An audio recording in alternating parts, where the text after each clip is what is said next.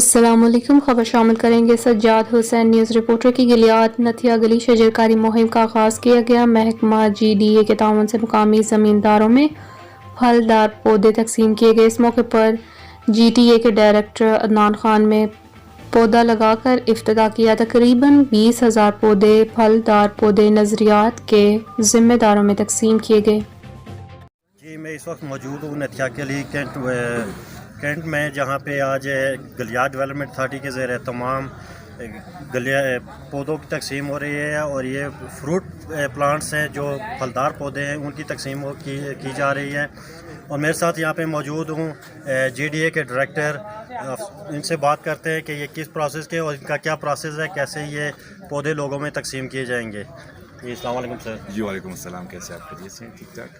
جی سر، یہ کیا پروسیس ہے اور یہ کس کے تعاون سے آپ پلانٹس اور تقسیم کر رہے ہیں لوگوں میں، اور کتنے پلانٹس ابھی تک آپ تقسیم کر چکے ہیں؟ دیکھیں، جہاں تک یہ پلانٹیشن کا تعلق ہے، جو فروٹس کے پلانٹس ہم دے رہے ہیں مختلف لوکلس کو، اس کو پراپر اسکروٹنائز کیا گیا ہے، اور ہم سمجھتے ہیں کہ فروٹ پلانٹس لوگوں کی کسٹڈی میں دینے چاہیے، اور ان کے لیے رسپانسبل رہنا چاہیے، تاکہ ہم ان کو جتنے پلانٹس دیں تاکہ وہ ان کی حفاظت کر سکے۔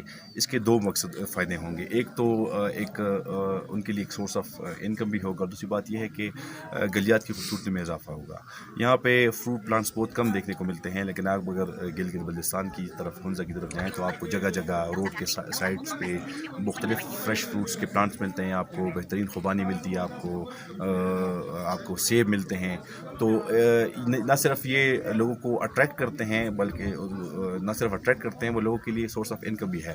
تو اس مرتبہ ہم نے جو اسکروٹنی کی ہوئی ہے، میرے خیال میں ایز پر مانا از کنسرن کچھ 1 لاکھ کے قریب پلانٹس ہوں گے جس کو ہم ڈسٹریبیوٹ کریں گے، اور انشاءاللہ اس کو لوکلس کے حوالے کریں گے تاکہ ان کا خیال رکھ سکیں، اور یہ جو ہمارا پروجیکٹ ہے یہ کامیاب ہو سکے۔ جی بہت بہت شکریہ۔ جی سنا آپ نے کہ یہ پھلدار درخت جو پودے تقسیم کیے جا رہے ہیں، یہ لوگوں کی معیشت کو بہتر کرنے کے لیے کام آ سکتے ہیں اور خوبصورتی میں بھی اضافہ کرتے ہیں۔ یہ سجاد حسین، وائس نیوز۔